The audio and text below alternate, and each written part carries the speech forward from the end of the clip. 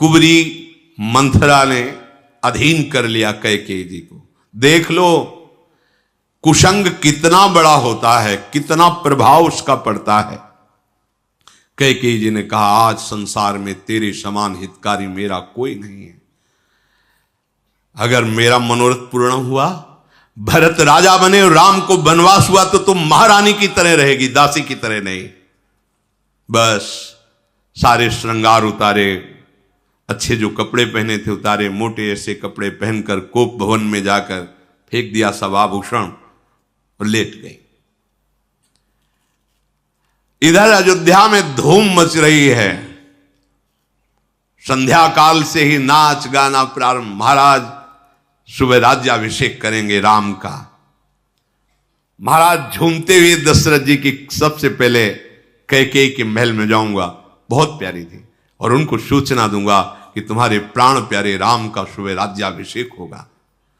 बहुत ही ये जो कदम बढ़ रहे हैं ये आखिरी आनंद के कदम हैं। अब महाराज का आनंद अंतर्धान होने वाला है। जैसे ही महल में प्रवेश हुए तो साय मच गई, क्योंकि जो ही प्रवेश होते थे दास दासियां जोहार करती थी, आगे बढ़कर कैकेयी जी स्वागत करती थी। कोई नहीं, बाहर आनंद मच रहा। महाराज के होश उड़ गए, क्या है, कोई नहीं दिखाई दे रहा। नगर निवासी आनंदित, महाराज आनंदित अभी तक थे, इसीलिए यहां एक शिक्षा मिलती है, संकेत मिलता है। कितना भी आनंद हो टिकेगा नहीं, दुख आएगा। कितना भी दुख हो टिकेगा नहीं, सुख आएगा। ये क्रम चलता रहता है, इसका भजन से कुछ लेना देना नहीं है। भजन दुख सुख सहा करके दुख सुख से परे सच्चिदानंद सुख की प्राप्ति कराता है। देखो ये मृत्यु लोक है, यहां तुम्हें दुख सुख दोनों चक्रों के आधार पर शरीर रचा गया तो मिलेगा ही जब तक शरीर रहेगा। भजन करके दुख सुख के प्रभाव से बचो और भगवान को प्राप्त कर लो। नगर निवासी मना रहे हैं सुबह कब हो, राज्याभिषेक कब हो। आनंद के सहित महाराज गए थे, आनंद तो सूख गया, क्योंकि कोई दास दासी नहीं। आगे बढ़े तो सहम गए, महल खाली है। अब आगे की तरफ पांव नहीं बढ़ रहे महाराज, कोई अशुभ। देवराज इंद्र भी जिनके बल पर आनंदित रहते हैं वो है चक्रवर्ती सम्राट महाराज दशरथ। कांप गए। एक दासी आई, सब कहां गए, रानी कहां है? कोप भवन। कोप भवन सुनते ही पसीना पसीना हो गए। ऐसे मंगल अवसर पर कोप भवन। बहुत बलवान कोई हो, पराशक्ति ऐसी वस्तु होती है कि फूल के बाण लिए रहता कामदेव, और कोई फूल के बाण का प्रहार करके पूरे त्रिभुवन को वश में किए हुए। एक एक कदम ऐसे भयभीत होकर महाराज के पड़ रहे हैं दशरथ जी के कि क्या मंगल हो गया, कोप भवन में क्यों चली गई कैकेयी। जाकर देखा तो जमीन पे पड़ी है कैकेयी जी, मोटे पुराने कपड़े, ऐसे आभूषणों को ऐसे बिखेर दिया है। ये देख करके महाराज कैसा उनको अनुभव होगा, हमारी प्रिया है और ऐसे मंगल अवसर पर। जाकर घुटनों के बल बैठ करके गोदी में सर उठाया और कहा कि तुम ऐसा क्यों किए, क्या है? झटक दिया, दूर रहो हमसे, स्पर्श मत करो, अब तुम्हारी मीठी मीठी बातों का हमारे ऊपर कोई प्रभाव नहीं पड़ेगा। महाराज तो और कांप गए। नहीं, ऐसा क्या हुआ, मेरे से अपराध बन गया?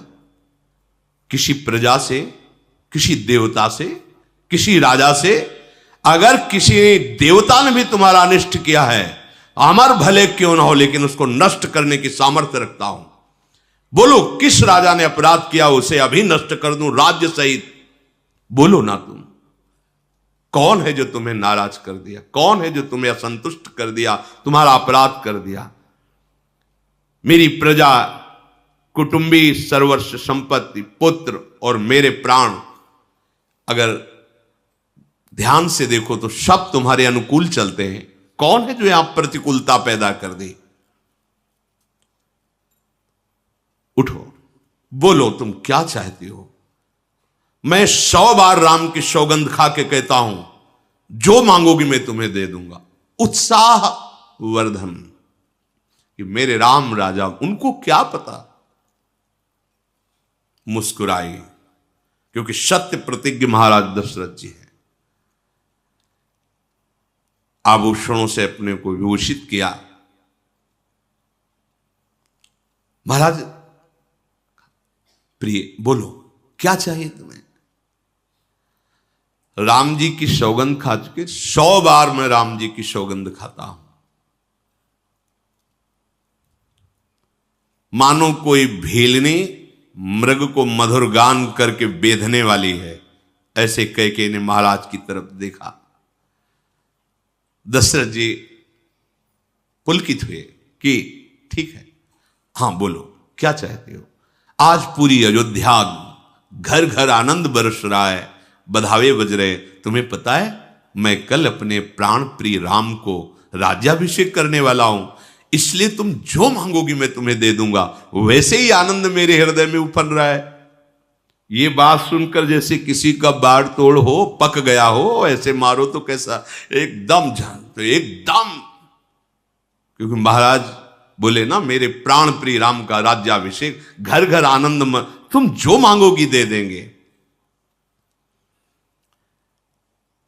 कोई कितना भी चतुर हो, पर किसके हृदय में क्या चल रहा है कैसे पता चले। ऐसे करके वो मुस्कुराती हुई मुंह मोड़ लिया। बड़े दानी बनते हो, मांग लो ऐसे बोलते रहते हो, दिया तो है नहीं कभी। मांगू मांगू पे कहो पिय, कबहु न देहु न लेहु, देन कहो बरदान दुई, त्यू पावत संदेहु। बार बार कहते हो मांग लो। एक बार 2 वरदान देने को कहा था, आज तक दिया? बस मांग लो जो तुम्हें, बड़े दानी बनते हो। राजा ने हंस के कहा, अच्छा अब मैं मर्म जाना, तुम उन वरदानों के लिए कोप भवन में हो। देखो मेरा भूलने का स्वभाव है, मैं भूल गया। अच्छा सुनो, तुम झूठ मूठ नाराज मत हो, 2 की जगह 4 वरदान मांग लो। बोलो क्या चाहिए। नहीं आप ऐसे बोलते रहते हो, देते तो हो नहीं। बहुत मधुर वचन। महाराज हंसकर बोले, तेहि पर राम शपथ करि आई, सुकृत स्नेह अवधि रघुराई। मेरे सुकृतों का पूर्ण फल मेरे राम है। मैं राम की कसम खा के कहता हूं, तुम जो वरदान मांगोगी मैं तुम्हें दे दूंगा। राम की शपथ खाने अब और मुस्कुराई कैकेयी। महाराज दशरथ को लगा जो मांगे। प्राण प्यारे महाराज, अच्छा लगा दशरथ जी, चलो प्रसन्न हो गई। प्राण प्यारे महाराज, मेरी मन की बात सुनोगे? आपने तो राम की शपथ खा ली है, अब तो आपको वरदान देना ही पड़ेगा। पहला वरदान है भरत का राज्याभिषेक। सुनहु प्राण प्रिय भावत जी का, देहु एक बर भरत ही टीका। मांगऊ दूसर बर कर जोरी, पुरवहु नाथ मनोरथ मोरी। तापस बेस विशेष उदासी, 14 बरस राम बनवासी। महाराज आप मेरे प्राणनाथ हो, मुझे एक वरदान दीजिए।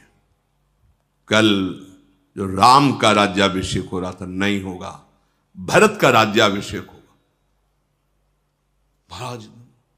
और दूसरा वरदान, तपस्वियों का विशेष आचरण करते हुए, अर्थात किसी नगर में नहीं जाना, कोई भी राजभोग स्वीकार नहीं करना, तपस्वी भेष में विशेष तपस्वियों का आचरण करते हुए 14 वर्ष तक राम वनवास में। महाराज तो ऐसे जैसे वृक्ष को कोई जड़ काट दे तो धड़ाम से गिर पड़े। पहले में तो सशंकित हुए, राम का राज्याभिषेक नहीं, भरत का राज्याभिषेक, इतना दुख नहीं लगा। लेकिन जब राम को 14 वर्ष का वनवास, वो भी विशेष तपस्वी, महाराज गिर पड़े भूमि पर, हा राम, हा राम, बस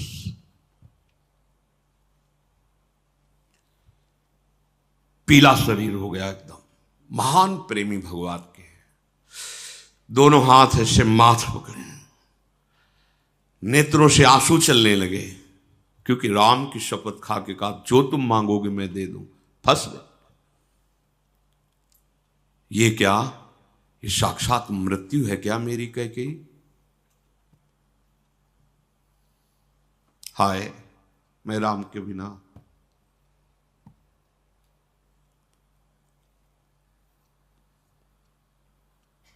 कैसे जीवित रहो 14 वर्ष? हे विधाता, ये क्या कर दिया? महाराज दशरथ बहुत व्याकुल। कौने अवसर का भयऊ गयऊ नारी विश्वास, जोग सिद्धि फल समय जिमी, जति ही अविद्या नाश। ये किस समय क्या हो गया? मैं कैसे फंस गया कि मैं राम की शपथ खा के कहता हूं वरदान जो तुम मांगोगे दे। जैसे कोई योगी सिद्धावस्था को प्राप्त होने जा रहा हो और माया नाटक करके उसको भ्रष्ट कर दे, ऐसा हो गया। मैं ऐसा असावधान कैसे हो गया?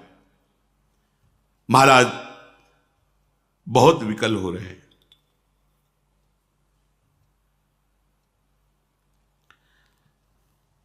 हाथ जोड़ करके विनय करते हैं कैकेयी जी से, बिल्कुल तुम भरत को राज्य कह रहे हो, मैं सुबह बुला के दे दूंगा।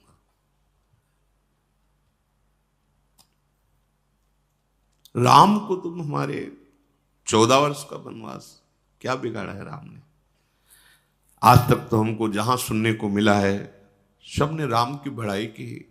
तुम्हारा क्या अपराध राम ने कर दिया?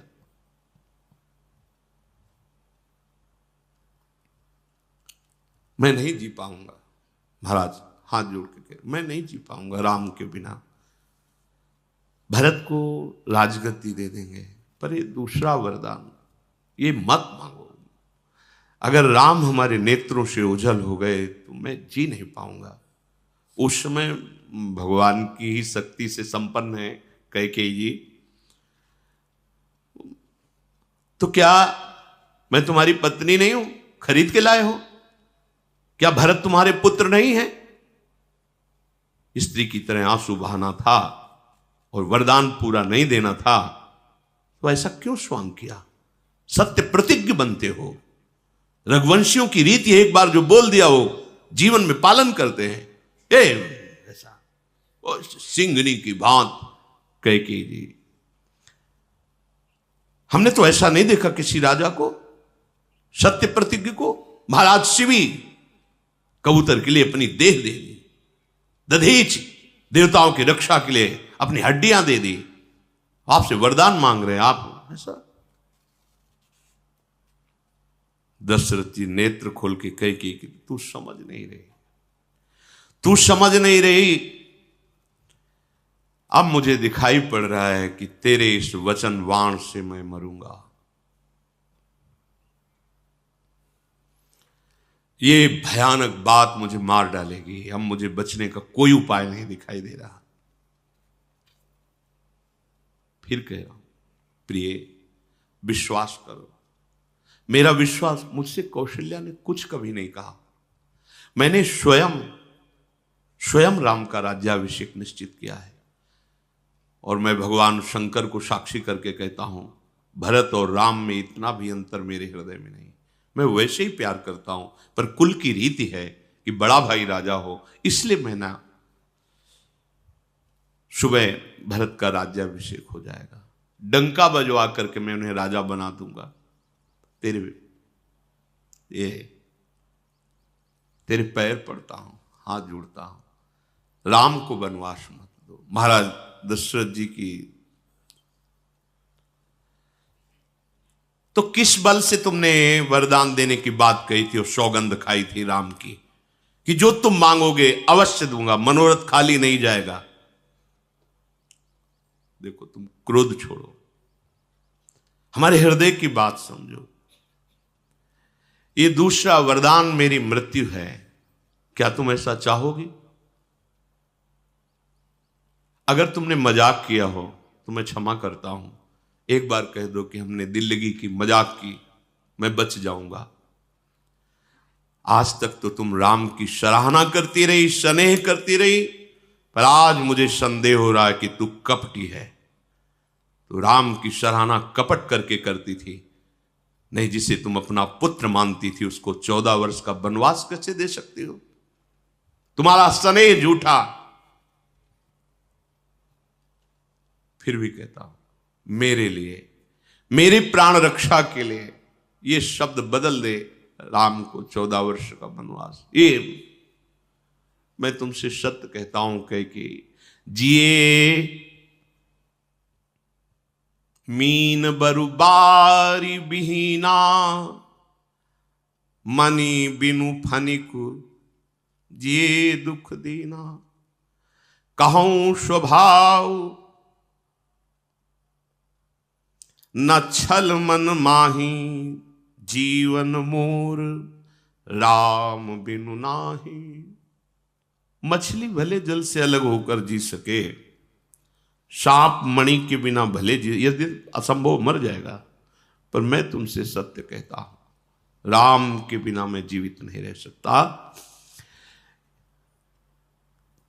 तुम हमारी प्रिय पत्नी हो, मेरा जीवन राम के अधीन है। कैसा पवित्र प्रेम महाराज का है, ये धन्य है, ऐसा जीवन धन्य जो भगवान से ऐसा प्रेम।